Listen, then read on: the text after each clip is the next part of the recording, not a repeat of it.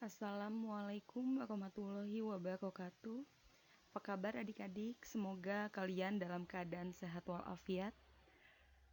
Bagi yang belum mengenal saya akan perkenalkan diri terlebih dahulu. Nama saya Novita Sari. Buat adik-adik yang sudah pernah saya ajar, selamat berjumpa kembali. Materi pertama di kelas 12 yaitu mengenai surat lamaran pekerjaan. Pasti kalian tahu apa itu surat?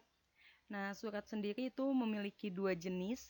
Yang pertama adalah surat dinas, yang kedua adalah surat pribadi. Apa sih itu surat sendiri? Surat merupakan alat komunikasi tulis. Jika zaman dulu sebelum ada handphone, sebelum ada telepon, maka surat menjadi media atau alat komunikasi utama.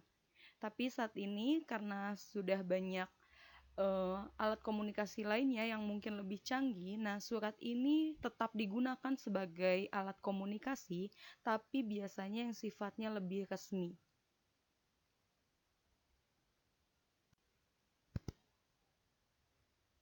Apa sih itu surat lamaran pekerjaan? Tentunya kalian sudah sering mendengar surat lamaran pekerjaan. Surat lamaran pekerjaan adalah surat permohonan yang dibuat oleh pelamar pekerjaan untuk kemudian dikirimkan kepada badan usaha atau instansi untuk mendapatkan pekerjaan atau jabatan sesuai dengan kebutuhan instansi tersebut. Jadi ketika kalian akan melamar di sebuah perusahaan, kalian perlu mengajukan surat lamaran pekerjaan. Berdasarkan jenisnya, surat lamaran pekerjaan ini termasuk ke dalam surat pribadi. Mengapa termasuk ke dalam surat pribadi? Hal ini dikarenakan surat lamaran pekerjaan itu dibuatnya oleh perseorangan, bukan oleh instansi. Nah, tapi kalau dilihat dari segi sifatnya, surat lamaran pekerjaan meskipun jenisnya pribadi, tapi bersifat resmi atau formal. Karena bahasa yang digunakan itu bahasa baku dan sistematikanya pun mengikuti aturan sistematika penulisan surat yang baku. Prinsip surat lamaran pekerjaan yang pertama itu adalah terarah. Surat dialamatkan kepada yang berhak menerima, jadi kita harus tahu dulu pada siapa surat itu akan dikirimkan. Kemudian maksud dan tujuannya jelas ya untuk melamar pekerjaan. Yang ketiga adalah tanpa basa-basi dan tidak bertele-tele. Ingat, ketika kalian menulis surat lamaran pekerjaan itu tidak boleh kalimatnya muter sana muter sini. Ujungnya si penerima surat itu tidak akan membaca surat kalian. Jadi lebih baik langsung ke intinya saja. Prinsip yang kedua adalah dalam penggunaan bahasa. Bahasa yang digunakan itu adalah bahasa yang baik, benar, dan baku. Kalimatnya pun sederhana dan mudah dipahami, jadi tidak berbelit-belit ya. Kemudian gaya bahasa yang digunakan itu merendah, jadi jangan sampai kalian itu terlihat angkuh, terlihat sombong. Tapi juga tidak boleh menunjukkan bahwa kalian rendah diri. Yang keempat, pelamar itu menggunakan kata ganti saya. Sedangkan untuk pimpinan perusahaan, kalian gunakan kata ganti bapak atau ibu. Sistematika yang digunakan itu mengikuti aturan baku. Kemudian perwajahan suratnya pun harus menarik, rapi, dan bersih. Jadi jangan sampai suratnya itu terlihat lecek, kusam, dan lain sebagainya. Dan jika ditulis tangan pun usahakan tidak ada tip X sedikit pun. Selanjutnya, untuk segi penulisan, surat lamaran pekerjaan dapat dibuat dengan tulis tangan maupun di tik. Karena ada beberapa perusahaan, walaupun perusahaan itu besar, dia tetap meminta kalian menulisnya dengan tulisan tangan. Mengapa? Karena sebagian perusahaan itu dapat membaca karakter seseorang berdasarkan tulisan.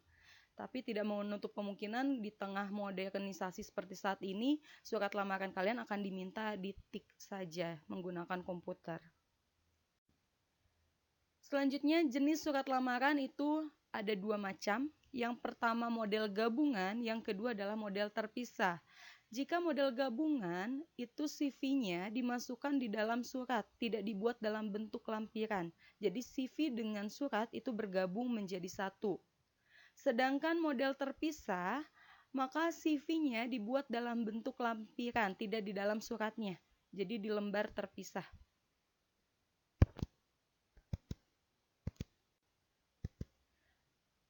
Sistematika surat lamaran pekerjaan yang pertama ada tanggal surat. Penulisan tanggal suratnya sama dengan surat pribadi yang lainnya ya, yaitu menggunakan kota. Kotanya ditulis dengan huruf kapital awalnya, kemudian berikan koma dan tanggal serta bulan dan tahun. Untuk bulan juga awalnya ditulis dengan huruf kapital. Untuk lampiran, ini gunakan huruf, jangan gunakan angka. Misalnya 4 lembar, maka ditulis EMPAT lembar. E-nya itu ditulis dengan huruf kapital. Kemudian perihal, biasanya perihal cukup ditulis dengan hal saja. Hal titik 2 lamaran pekerjaan. Alamat surat ini adalah tujuan surat itu. Jadi perusahaannya apa, yang menerima siapa, itu masukkan di alamat surat. Salam pembuka, biasanya salam pembuka yang digunakan itu adalah dengan hormat. Pembuka surat, isi, dan penutup surat. Tapi pembuka surat, isi, dan penutup surat ini bisa digabung saja menjadi satu. Karena tadi seperti prinsip awal bahwa surat itu tidak bertele-tele, jadi bisa digabung menjadi satu. Atau kita sebut saja dengan isi surat. Selanjutnya ada salam penutup. Salam penutupnya biasanya adalah hormat saya. Ketika salam pembuka kan dengan hormat, maka salam penutupnya adalah hormat saya. Ingat ya, hormat saya, jangan hormat kami. Karena kalian kebiasaan menulis di surat dinas hormat kami, jangan sampai seperti itu. Karena yang mengirim lamaran pekerjaan kan satu orang.